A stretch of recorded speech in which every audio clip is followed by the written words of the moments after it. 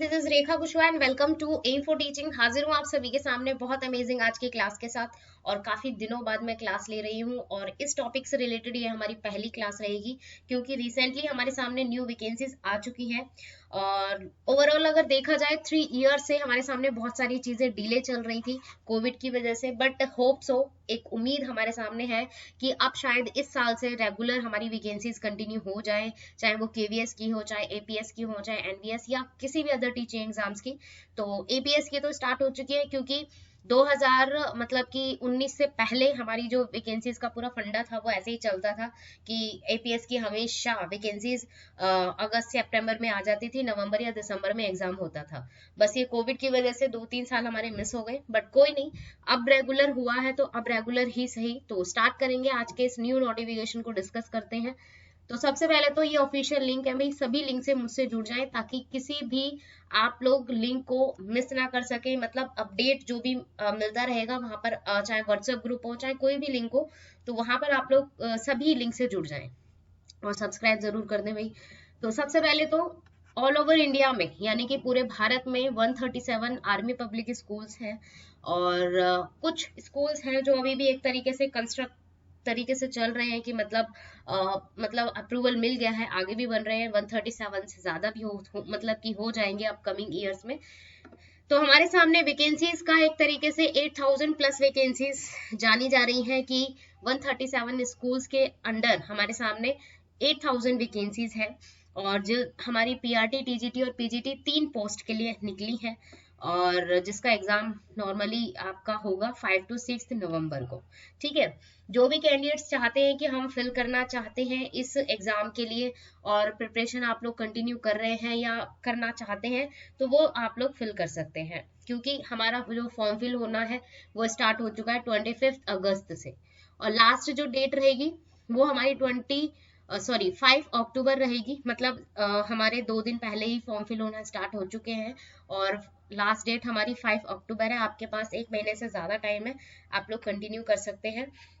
और ओएसटी, यहाँ पर ओएसटी लिखा हुआ है, इसका मतलब ये है ऑनलाइन स्क्रीनिंग टेस्ट या ऑनलाइन स्क्रीन टेस्ट, आप कुछ भी कह सकते हैं। ठीक है, तो ऑनलाइन स्क्रीन टेस्ट होगा, ये पेन पेपर वाला नहीं है, ऑफलाइन नहीं है, और कंप्यूटर के थ्रू आप लोगों का होता है। सेंटर भी आप लोगों का इसी तरीके से कंटिन्यू होगा। और यहाँ पर देखिए सब कुछ ऑफिशियल आप लोगों के सामने मैं शेयर कर रही हूँ। और जो रिजल्ट रहेगा AWES यानी कि जो आप लोगों का टेस्ट हो जाएगा उसके बाद 20 नवंबर को ही आप लोगों का रिजल्ट निकल जाएगा। ठीक है, तो ये इंपॉर्टेंट डेट्स हैं, आप लोग लिख लीजिए, याद कर लीजिए, स्क्रीनशॉट ले लीजिए, जो भी आप लोगों को लेना है याद रखने के लिए वो आप लोग कंटिन्यू कर सकते हैं। अब यहाँ पर देखिए एलिजिबिलिटी क्राइटेरिया क्या है। तो भाई तीनों पोस्ट के लिए अलग अलग एलिजिबिलिटी क्राइटेरिया है और ये चेंज नहीं हुआ है, हर साल की तरह कंटिन्यू होता आ रहा है। और इसमें देखिए पीजीटी में आप लोगों का पर्टिकुलर पोस्ट ग्रेजुएशन होनी चाहिए 50% मार्क्स के साथ, बीएड भी होनी चाहिए 50% मार्क्स के साथ। टीजीटी में आप लोगों का ग्रेजुएशन कंफर्म है 50% मार्क्स के साथ एंड बीएड कंफर्म है 50% मार्क्स के साथ। पीआरटी में ग्रेजुएशन होनी चाहिए 50% मार्क्स के साथ, और बीएड या कोई 2 ईयर का कोई भी डिप्लोमा 50% मार्क्स के साथ होना चाहिए।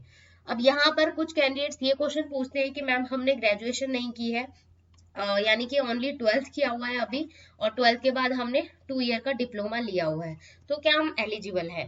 तो यस, आप लोग फॉर्म फिल कर सकते हैं, ऐसा कुछ नहीं है। और कुछ चीजें हैं जो मैंने ऑफिशियल साइट पर पढ़ी है कि जो एक तरीके से अभी पासिंग नहीं हुए हैं, मतलब पास ऑन नहीं हुए हैं, तो वो भी फिल कर सकते हैं, ऐसा कोई इशू नहीं है।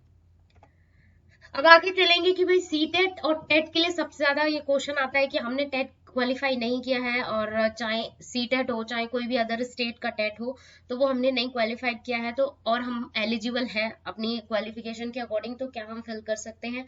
तो यस, यहाँ पर लिखा हुआ है specially CTET and TET conducted by state government is mandatory for TGT and PRT. ठीक है, तो ये कब होगा? यहाँ पर 2 चीजें आप लोगों को याद रखनी है। कब होगा, यहाँ पर देखिए 2 पॉइंट आप लोगों को याद रखने हैं। वैसे तो देखो कोई मैंडेटरी नहीं है, क्योंकि लास्ट लाइन आप लोग देखेंगे तो इसमें लास्ट लाइन में लिखा हुआ है कि not mandatory for appearing in CSB screening exam, but जब आपका इंटरव्यू होगा, फॉर एग्जाम्पल के लिए आप लोगों ने यहाँ पर क्वालिफाई कर लिया, आप लोगों ने ये टेस्ट, और उसके बाद आप इंटरव्यू के लिए जाते हैं, वहां पर टेट की जरूरत पड़ेगी। अभी जो ये टेस्ट होगा 5 से 6 नवंबर को, उसमें टेट की जरूरत नहीं है, बट इंटरव्यू के लिए अब जब आपको स्कोर कार्ड मिल जाएगा और 3 इयर्स तक वो वैलिड रहता है स्कोर कार्ड, तो वहां पर आप लोगों को टेट की जरूरत पड़ेगी। तो इन फ्यूचर आप लोग अगर अभी आपने टेट फिल नहीं किया है, या अभी अपकमिंग जो टेट निकलेंगे वो फिल करेंगे या उसमें देंगे, तो वहां पर आप लोगों को टेट की जरूरत पड़ेगी। बट अभी जो करंटली हमारे सामने 5 to 6 नवंबर को पेपर होगा, उसमें आपको टेट या सी टेट की जरूरत नहीं है। आगे इंटरव्यू के दौरान आप लोगों को पड़ेगी, तो आप लोग फिल कर लीजिएगा अपकमिंग जो आएगा सी टेट या नेक्स्ट ईयर वाला भी। यहाँ पर देखिए एक और पॉइंट दे रखा है, TGT applicants higher qualification with 50% marks shall be accepted provide the main subject is common. Main subject common होगा, और कितने परसेंट मार्क्स के साथ? 50% मार्क्स के साथ, ये भी याद रखेंगे आप लोग। अब देखिए यहाँ पर फ्रेशर्स कैंडिडेट्स के लिए एज लिमिट यहाँ पर वैसे तो 1 अप्रैल 2022 के अकॉर्डिंग होगा ये, और मतलब 40 आपकी चलेगी, और टीजीटी एंड पीआरटी के लिए 29, मतलब 29 होनी चाहिए, और ये पीजीटी के लिए 36 होने चाहिए। अगर आप लोग एक्सपीरियंस्ड हैं, आपके पास 5 ईयर का गवर्नमेंट मतलब सर्विस में, यानी कि गवर्नमेंट स्कूल्स का एक पर्टिकुलर एक्सपीरियंस है, तो आप लोगों को रिलैक्सेशन मिल जाएगा वहां पर, तो बिलो 57 होगा वहां पर, याद रखेंगे ये बात। देन है हमारे सामने कि नेगेटिव मार्किंग होती है, तो देखिए यहाँ पर 1/4 आपका नेगेटिव मार्किंग के अकॉर्डिंग होगा, यानी कि 0.25 आप लोगों का नेगेटिव मार्किंग के अकॉर्डिंग होगा। पार्ट ए और B, A and B, 2 parts में आप लोगों का पेपर आता है, ठीक है, और दोनों एक साथ होते हैं, याद रखेंगे इस बात को। और स्कोर आपके 50% मार्क्स के अकॉर्डिंग डिवाइड होंगे, यानी कि पार्ट ए में 50% और पार्ट बी में भी 50%, दोनों में इक्वल होने चाहिए, तभी आप लोगों का पासिंग यानी कि पास माना जाएगा, क्वालिफाइड माना जाएगा। अब यहाँ पर देखिए एक पॉइंट आप लोगों के लिए सबसे इंपॉर्टेंट है, जिसपे मैंने स्टार लगाया है, कि PGT and TGT candidates who fail in part B, अगर टीजीटी और पीजीटी कैंडिडेट्स पार्ट बी में अगर फेल हो जाते हैं और पार्ट ए में अगर वो पास हो जाते हैं, तो उनको जो स्कोर कार्ड मिलेगा वो एक तरीके से किसके लिए मिलेगा? पीआरटी के लिए। पीआरटी के लिए आप अप्लाई कर सकते हैं, किसी भी स्कूल में जाकर, किसी भी आर्मी स्कूल में जाकर इंटरव्यू दे सकते हैं, सिर्फ किसके बेसिस के अकॉर्डिंग? पीआरटी के लिए, ठीक है। तो ये स्कोर कार्ड आप लोगों का 3 इयर्स तक वैलिड होगा, इस बात को भी याद रखना है। वैसे तो मैं अलग से वीडियो एक बनाऊंगी कि कैसे आप लोगों का सिलेक्शन होता है इसके अंदर, तो बट मोटा मोटा मैं यहाँ पर ये बता देती हूँ कि इस एग्जाम को देने के बाद आप लोग अगर सिलेक्ट हो जाते हैं, तो आपको एक स्कोर कार्ड मिलेगा, एक सर्टिफिकेट टाइप का मिलेगा, जो 3 इयर्स तक वैलिड है। 3 इयर्स तक आपको एग्जाम देने की जरूरत नहीं है, आप इंटरव्यू देकर किसी भी स्टेट में जाकर या जहां पर भी रह रहे हैं उस स्कूल में जाकर भी आप लोग इंटरव्यू देकर सिलेक्शन पा सकते हैं। आपकी कुछ चीजें हैं जो अब मैं नेक्स्ट वीडियो में ही बताऊंगी, बस आज के लिए इतना ही।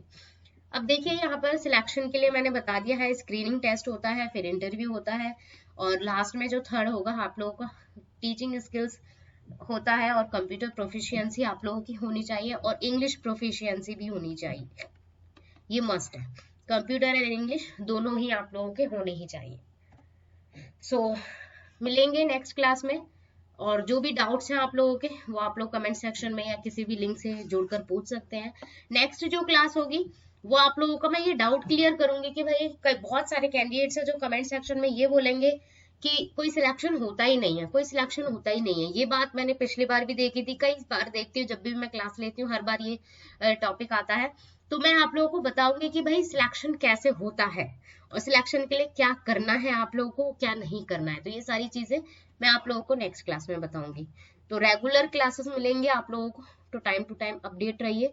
सो थैंक्स फॉर वॉचिंग, और जो भी या जिस भी सब्जेक्ट की आप लोगों को क्लासेस चाहिए, तो आप लोग कमेंट सेक्शन पर या किसी भी लिंक से जुड़कर पूछ सकते हैं या बता सकते हैं। So thanks for watching, keep learning.